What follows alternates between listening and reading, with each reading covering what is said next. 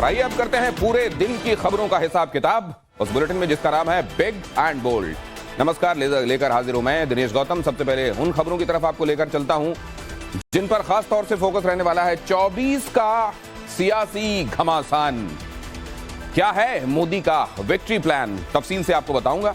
बात बिहार की बिगड़ती कानून व्यवस्था की भी होगी। हर दिन आपको बिग एंड बोल्ड में दिखा रहा हूं आपको वहां का लॉ एंड ऑर्डर कैसे चरमराता जा रहा है।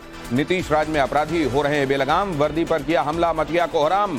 पूरी खबर आपके सामने। हिमाचल के पॉलिटिक्स में ये गोबर कहां से आया, कांग्रेस सरकार पर बीजेपी ने क्या आरोप लगाया, पूरी खबर आपके सामने रखूंगा। और रूस यूक्रेन युद्ध में मचा घमासान, पुतिन के खिलाफ क्या है जेलेंस्की का इस बार खतरनाक प्लान। कि दिल्ली के महिपालपुर में बीती रात हाईवे पर चलती कार में आग लग गई। चंद मिनट पहले तक सड़क पर फर्राटे भर रही है कार फायरबॉल बन चुकी थी। गाड़ी गुरुग्राम से दिल्ली की तरफ आ रही थी। कार में आग इतनी तेजी से फैली कि ड्राइवर को जान बचाने के लिए गाड़ी से बाहर कूदना पड़ा। इसके बाद हाईवे पर हड़कंप मच गया। गाड़ियों का 7 से 8 किलोमीटर लंबा जाम लग गया, जिसमें एक एम्बुलेंस भी फंस गई। आग लगने की वजहों की जांच की जा रही है।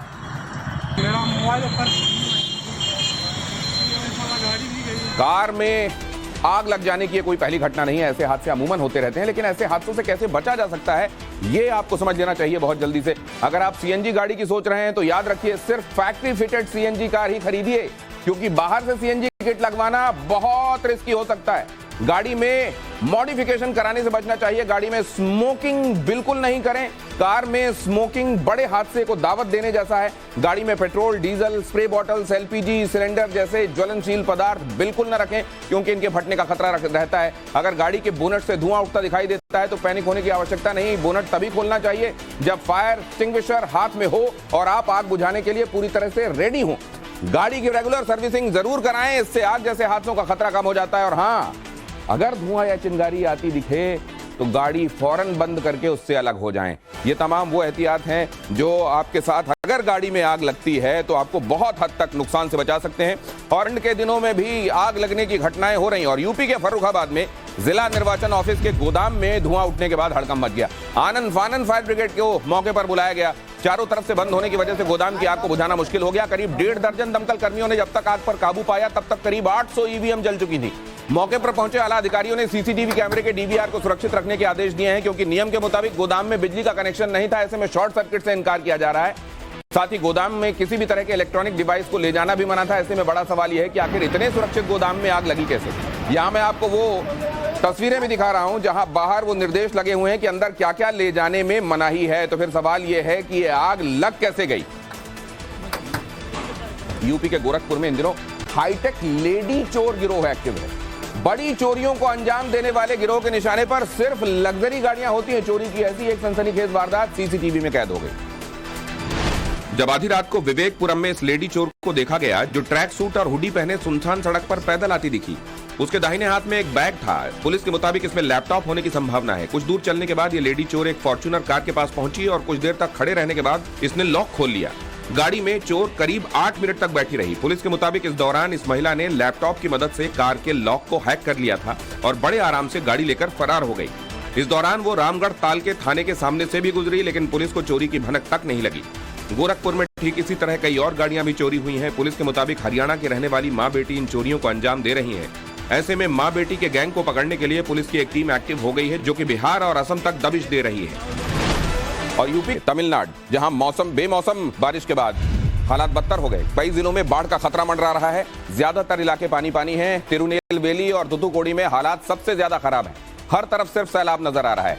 तिरुनेलवेली में लगातार हो रही बारिश के बाद थमिराब रानी नदी का जल स्तर बढ़ता जा रहा है, जिसके बाद रेस्क्यू टीम को अलर्ट कर रखा गया है। वहीं तुतुकुड़ी का श्री वैकुंठम इलाका पूरी तरह से जलमग्न है। लोगों को सुरक्षित इलाकों तक पहुंचाने के लिए नावों का इस्तेमाल किया जा रहा है। हिमाचल प्रदेश से लेकर उत्तराखंड के ऊंचाई वाले इलाकों में सर्दी ने अपना रंग दिखाना शुरू कर दिया है। नदी नाले सब जम चुके हैं। तस्वीरों को देखकर आप शायद हैरत में पड़ गए होंगे कि आखिर ये है क्या, कैसे एक गाड़ी यहां फंस गई। तस्वीरें हिमाचल प्रदेश के लाहौल स्पीति जिले की हैं। यहां के काजा मनाली रोड पर कड़ाके की ठंड की वजह से 5 टूरिस्ट फंस गए। इन्हें प्रशासन ने रेस्क्यू किया। दरअसल सर्दी की वजह से यहां के नदी नाले जमकर बर्फ हो चुके हैं। कई जगह सड़कों पर पानी बहते बहते जम गया है। पूरी घाटी का तापमान -25 डिग्री से भी नीचे चला गया है।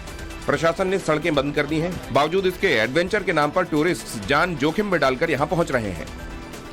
हिमाचल प्रदेश की तरह पड़ोसी उत्तराखंड के भी कई इलाकों में बर्फबारी से हालात बिगड़ चुके हैं। पिथौरागढ़ में हर तरफ मोटी मोटी बर्फ की चादर है। मौसम विभाग ने 23 दिसंबर तक भारी बर्फबारी की चेतावनी जारी की है। 24 का सियासत संहिता, भारतीय नागरिक सुरक्षा संहिता और भारतीय साक्ष्य विधेयक पारित कर दिया गया। इससे पहले इस पर हुई चर्चा का जवाब देते हुए गृहमंत्री अमित शाह ने कहा कि 3 आपराधिक कानूनों की जगह लाए गए विधेयक गुलामी की मानसिकता को मिटाने और औपनिवेशिक कानून से मुक्ति दिलाने का काम करेंगे। उन्होंने कहा कि पहली बार अब मोदी सरकार आतंकवाद की व्याख्या करने जा रही है। राजद्रोह की जगह अब देशद्रोह की धारा लगेगी। नाबालिग से रेप पर फांसी की सजा का प्रावधान होगा। मॉब लिंचिंग में भी फांसी की सजा होगी। इस दौरान अमित शाह कांग्रेस पर निशाना साधते हुए भी दिखाई दिए। कहा कि अगर मन इटली का हो तो फिर ये कानून समझ में नहीं आएंगे। उपराष्ट्रपति जगदीप धनखड़ की मिमिक्री का मुद्दा तूल पकड़ता जा रहा है। राष्ट्रपति द्रौपदी मुर्मू ने विपक्षी सांसदों की आलोचना की, जबकि पीएम नरेंद्र मोदी ने उपराष्ट्रपति धनखड़ को फोन करके सांसदों के आपत्तिजनक व्यवहार पर दुख जताया। जगदीप धनखड़ ने राज्यसभा में कहा कि मैं ये बर्दाश्त नहीं कर सकता कि मैं पद की गरिमा नहीं रख पाया। आपने किसान समाज और जाट समाज को बेइज्जत किया। वहीं राहुल गांधी ने वीडियो बनाने के सवाल पर मीडिया को ही सवालों के घेरे में ले लिया। उन्होंने कहा कि हमारे 150 सांसदों को बाहर फेंक दिया गया, लेकिन मीडिया में इस बात की कोई चर्चा नहीं हो रही।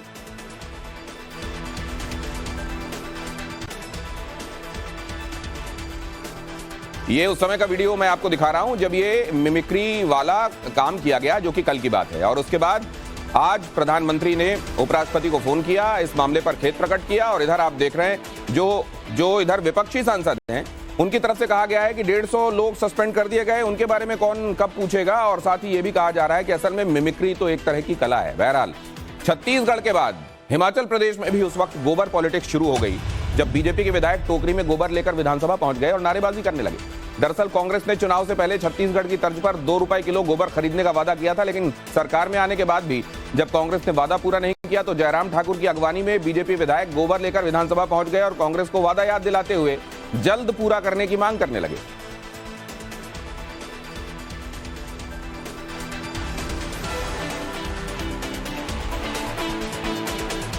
और लोकसभा चुनाव के लिए बीजेपी ने टॉप गियर लगा दिया है। प्रधानमंत्री नरेंद्र मोदी ने खास तौर से इसके लिए एक फुल प्रूफ प्लान बना लिया है। क्या है पीएम मोदी का 24 वाला विक्ट्री प्लान, आपके सामने ब्रीफली रखता हूं। यहां आपको बताते हैं कि प्रधानमंत्री नरेंद्र मोदी किस तरीके से खुद प्रचार की कमान संभालने वाले हैं और संसद का शीतकालीन सत्र समाप्त होते ही पीएम राज्यों का दौरा शुरू कर देंगे। पीएम हर राज्य में 2 से 3 दिन जाएंगे। उनके सरकारी दौरों में विकास परियोजनाओं का उद्घाटन और शिलान्यास होगा और बड़ी बड़ी सभाओं का आयोजन भी किया जाएगा। पिछले लोकसभा चुनाव में हारी या कमजोर 160 सीटों पर भारतीय जनता पार्टी का खास फोकस रहने वाला है। इन सीटों पर जनवरी में उम्मीदवारी की घोषणा हो सकती है। बीजेपी अपने सांसदों के प्रदर्शन के बारे में अब जनता से सीधे सवाल कर रही है। हर संसदीय क्षेत्र में 3 सबसे अधिक लोकप्रिय नेताओं के नाम भी मांगे गए हैं। इन्हीं के आधार पर उम्मीदवारों के नामों का फैसला होगा। पार्टी घोषणा पत्र और चुनाव अभियान समिति का गठन भी करेगी। घोषणा पत्र के लिए देश भर से लोगों के सुझाव आमंत्रित किए जाएंगे। पुतिन से लड़ने का ज़ेलेंस्की प्लान, 5 लाख नए जवान संभालेंगे कमान। खबर पर पूरी डिटेल आगे, लेकिन पहले देखिए अपमान पर सफाई, कला की दुहाई। उपराष्ट्रपति जगदीप धनखड़ का अपमान करने के मामले में सियासत गर्मा गई है। टीएमसी नेता कल्याण बनर्जी ने धनखड़ की नकल उतारने पर सफाई देते हुए कहा कि मेरे मन में उपराष्ट्रपति के लिए काफी सम्मान है। मिमिक्री करना तो एक कला है। पीएम ने भी मिमिक्री की थी। मेरा इरादा दुख पहुंचाने का नहीं था। माफी मांगने का सवाल पर उन्होंने नो कहा है। सांसदों के निलंबन पर कांग्रेस संसदीय दल की बैठक में सोनिया गांधी ने मोदी सरकार पर हमला बोला। सोनिया गांधी ने कहा कि लोकतंत्र का गला घोटा जा रहा है। इससे पहले कभी ऐसा नहीं हुआ। हम न डरे हैं और न डरेंगे। लोकसभा और राज्यसभा से विपक्ष के 141 सांसदों को निलंबित किया गया है। सोनिया गांधी ने बीजेपी पर जवाहरलाल नेहरू को बदनाम करने की कोशिश का आरोप भी लगाया। दिल्ली के मुख्यमंत्री अरविंद केजरीवाल कल भी ईडी के सामने पेश नहीं होंगे। आज केजरीवाल विपश्यना के लिए निकल चुके हैं। केजरीवाल 30 दिसंबर तक विपश्यना में रहेंगे। ये लगातार दूसरी बार है जब कथित शराब घोटाले में केजरीवाल ईडी के सामने पेश नहीं होंगे। केजरीवाल को 19 दिसंबर को ही विपश्यना के लिए जाना था, लेकिन ईडी गठबंधन की बैठक के चलते केजरीवाल कल नहीं जा सके। जमीन के बदले नौकरी के मामले में आज लालू फैमिली दिल्ली के राउज एवेन्यू कोर्ट में पेश नहीं हुई। आरोपियों ने अदालत से पेशी में छूट मांगी थी, जिसे अदालत ने स्वीकार करते हुए सुनवाई 6 जनवरी तक टाल दी। इस मामले में लालू, राबड़ी और तेजस्वी समेत 17 आरोपियों के खिलाफ आरोप तय होने हैं। सीबीआई का आरोप है कि लालू जब रेल मंत्री थे तो नौकरी देने के नाम पर घोटाला हुआ। नौकरी लगवाने के बदले आवेदकों से जमीन और प्लॉट लिए गए।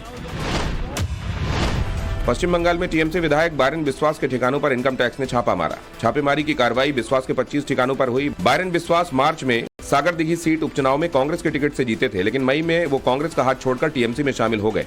बारिन बिस्वास बीड़ी फैक्ट्री और कई निजी स्कूलों के मालिक हैं। सीज फायर के लिए है क्या आजकल आपको भी ज्यादा नींद आ रही है? अगर ऐसा है तो बहुत घबराने की आवश्यकता नहीं है। एक नई रिसर्च यही बताती है कि सर्दियों में बाकी मौसमों के मुकाबले ज्यादा नींद आना सामान्य है। इसे लेकर 292 लोगों पर 3 रात तक रिसर्च की गई। इसमें यह निकल कर आया कि बसंत के मुकाबले सर्दियों में 30 मिनट तक नींद का टाइम ज्यादा हो सकता है। ज्यादा नींद आने के फायदे भी ज्यादा हैं। इससे ग्रोथ हार्मोन्स एक्टिव रहते हैं, मेमोरी बूस्ट होती है, दिमाग को आराम मिलता है, ब्रेन डिटॉक्सिफाई होता है। लेकिन अगर आपको नींद कम आती है तो यह खतरे की घंटी है, क्योंकि इससे आप डिप्रेशन, डिमेंशिया और अल्जाइमर के शिकार हो सकते हैं। WHO ने अपनी एक रिसर्च में दावा किया है कि 6 घंटे सोने वाले लोगों में सड़क हादसों का खतरा 7 घंटे सोने वाले लोगों के मुकाबले 33% ज्यादा हो सकता है। शेयर बाजार पहले नया रिकॉर्ड बनाता है और फिर गोता लगाता है। क्या है ये इशारे? शेयर बाजार में आज भारी उथल पुथल देखने को मिली। शुरुआती उछाल के बाद बाजार ने नए शिखर को छुआ, लेकिन कारोबार के आखिरी घंटे में अचानक बाजार धराशायी हो गया। सेंसेक्स 930 अंकों का गोता लगाते हुए 70,506 पर बंद हुआ। निफ्टी भी 302 अंकों की गिरावट के साथ 21,150 पर बंद हुआ। सोने और चांदी में आज मामूली गिरावट देखने को मिली। देश में एक बार फिर कोरोना के मामलों में इजाफा देखने को मिल रहा है। केंद्रीय स्वास्थ्य मंत्रालय के मुताबिक पिछले 24 घंटे में कोरोना वायरस के 614 नए मामले सामने आए हैं।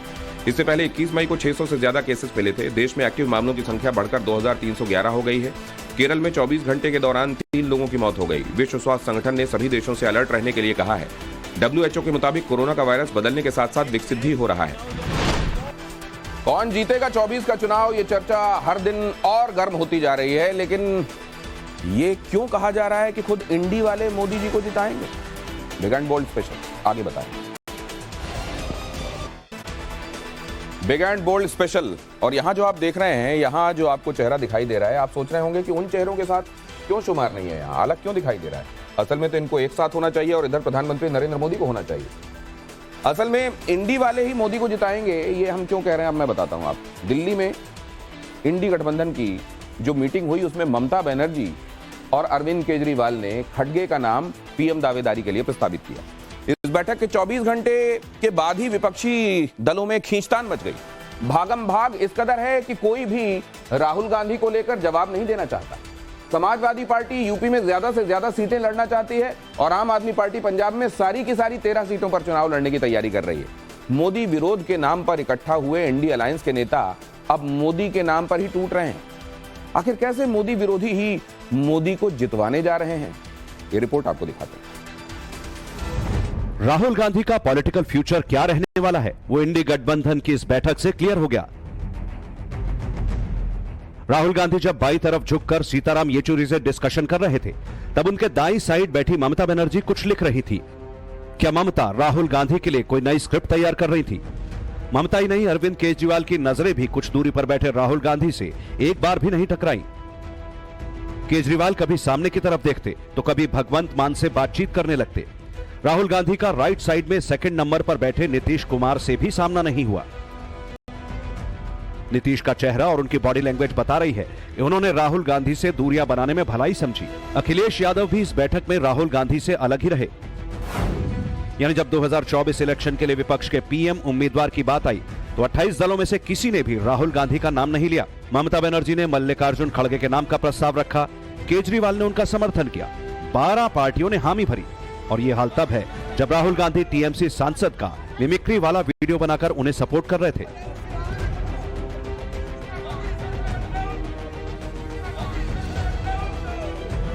ममता बनर्जी ने मीटिंग से पहले कहा था कि इंडी गठबंधन के पीएम चेहरे का फैसला 2024 चुनाव के बाद होगा।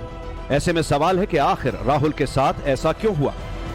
इंडिया गठबंधन की बैठक शुरू होने से पहले पश्चिम बंगाल की मुख्यमंत्री ममता बनर्जी और अरविंद केजरीवाल की मुलाकात बंद कमरे में हुई। सूत्रों का कहना है कि उन दोनों के बीच जो बातचीत हुई उसके बाद ये जानकारी स्टालिन को दी गई। ममता बनर्जी ने ये पहले ही सोच लिया था कि प्रधानमंत्री के लिए किसका नाम बैठक में सामने रखना है। शाम होते ही जब होटल अशोका में इंडिया गठबंधन की बैठक शुरू हुई, ममता बनर्जी ने मल्लिकार्जुन खड़गे का नाम प्रस्तावित किया। खड़गे जी को नाम हमने किया है कि हर लोग पूछता है एक फेस तो चाहिए, तुम्हारा फेस कौन है, तो इसी के लिए हम प्रपोजल दिया था कि खड़गे जी को होना चाहिए। खड़गे जी अगर फेस होगा तो ठीक है और हमारा कोई एतराज नहीं है और हमको सपोर्ट दिया है अरविंद केजरीवाल। ये बात केजरीवाल अच्छी तरह जानते हैं कि राहुल गांधी के नाम पर 2024 का लोकसभा चुनाव नहीं जीत सकते। अखिलेश यादव भी राहुल गांधी के नाम पर चुप्पी साधकर ऐसे ही संकेत दे चुके हैं। जिस तरह इंडी गठबंधन की बैठक में पीएम दावेदारी को लेकर लालू यादव नाराज हुए, उससे कहीं ना कहीं तेजस्वी भी इस बात पर मौन स्वीकृत हैं कि राहुल को आगे बढ़ाकर मोदी को नहीं हराया जा सकता। और वैसे भी 3 राज्यों के विधानसभा चुनाव में कांग्रेस को मिली हार ने इसी ओर इशारा कर दिया था। कांग्रेस के लिए ये इलेक्शन सिर्फ 3 राज्यों में सत्ता बचाए रखने की लड़ाई भर नहीं थी, बल्कि वो इसके जरिए 24 का सपना देख रही थी। अगर कांग्रेस विधानसभा चुनाव जीत जाए तो कांग्रेस को इंडी गठबंधन में बड़े भाई का टैग मिलता। 2024 के लिए अपने मन मुताबिक पीएम पद की दावेदारी ठोक सकती थी और राहुल गांधी का नेतृत्व विपक्ष को स्वीकार करना पड़ जाता। मगर चुनावों में मिली हार और फिर विपक्षी बैठक की टाइमिंग ने राहुल गांधी का सारा कैलकुलेशन बिगाड़ दिया। अखिलेश यादव जब मीटिंग से बाहर निकले थे तो उन्होंने पीएम की दावेदारी को लेकर चुप्पी साध ली। देखिए, प्रधानमंत्री के चेहरे से बड़ी बात यह है कि लोकतंत्र का मंदिर कहने वाली जगह पर लगातार सांसदों को बाहर निकाला जा रहा है। जी, क्या ये सामान्य बात है? भारतीय जनता पार्टी कोई बात सुनना नहीं चाहती, न देखना चाहती है। चरम सीमा पर महंगाई है। मध्य प्रदेश में अखिलेश यादव के साथ जो कुछ हुआ उसके बाद से वो कांग्रेस से खफा हैं, राहुल के नाम से कन्नी काट रहे हैं। और ये बात कांग्रेस भी जानती है कि जिस मध्य प्रदेश में राहुल गांधी ने 10 रैलियां और 2 रोड शो किए, वहां उसकी फाइट कांग्रेस वर्सेस बीजेपी नहीं बल्कि कांग्रेस वर्सेस समाजवादी पार्टी भी थी। सीट बंटवारे की यही कला यूपी में भी दिखने वाली है।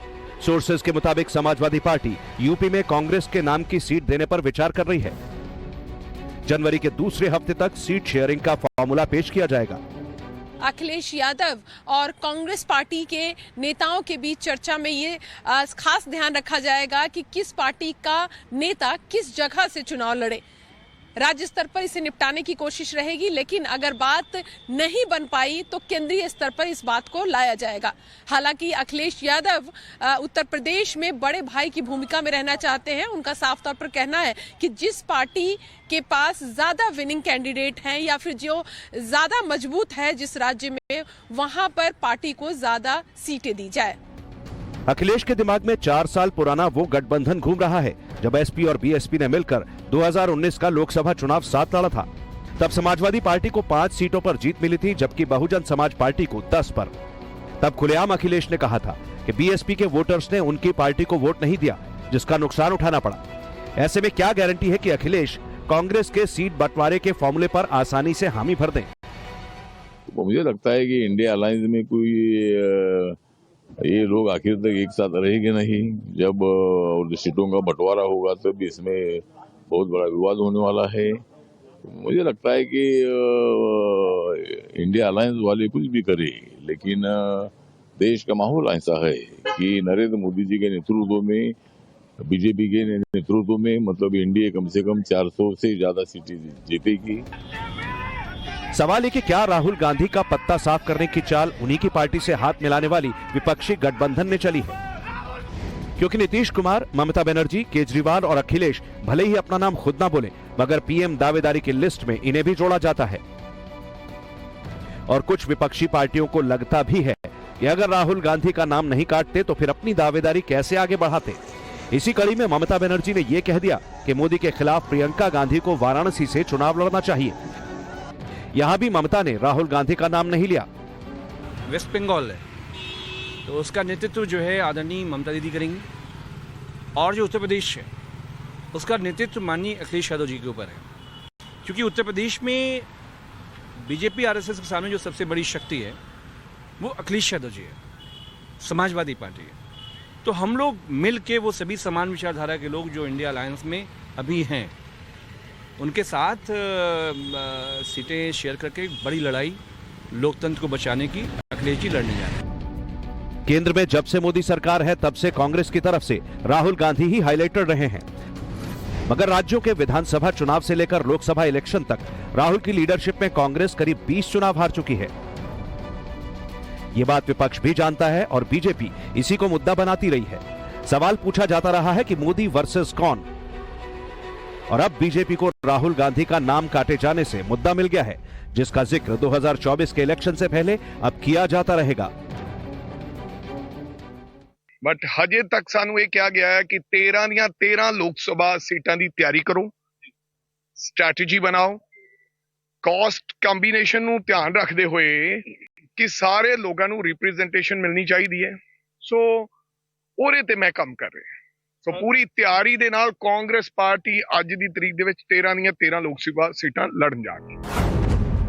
मोदी के नाम पर विरोधी टूटेंगे, अखिलेश, नीतीश और ममता गठबंधन छोड़ देंगे और इंडी गठबंधन ही मोदी को तीसरी बार पीएम बनाएगा।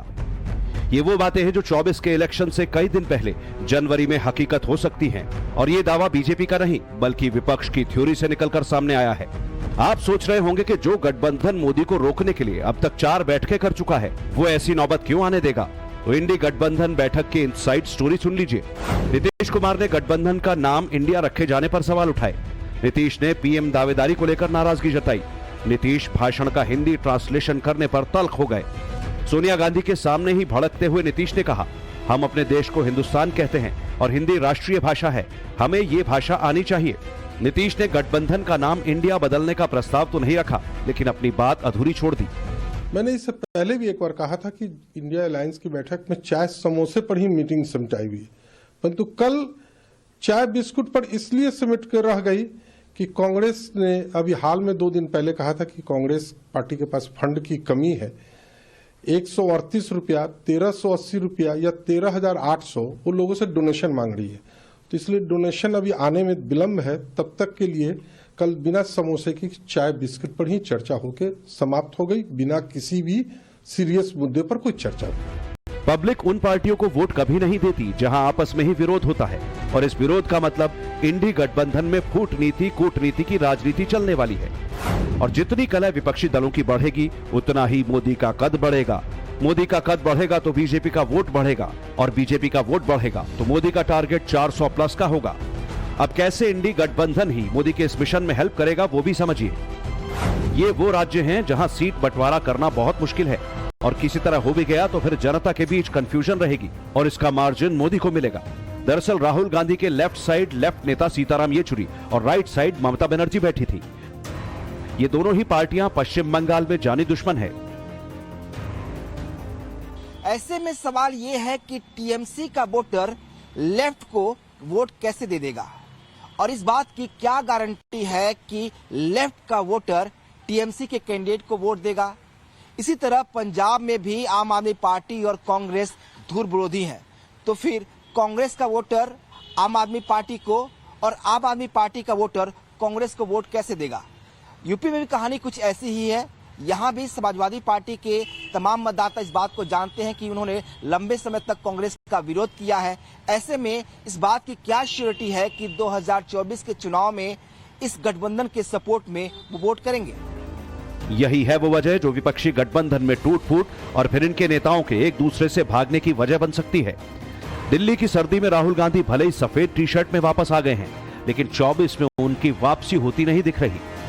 Bureau report, times now Navbharat. मोहब्बत की दुकान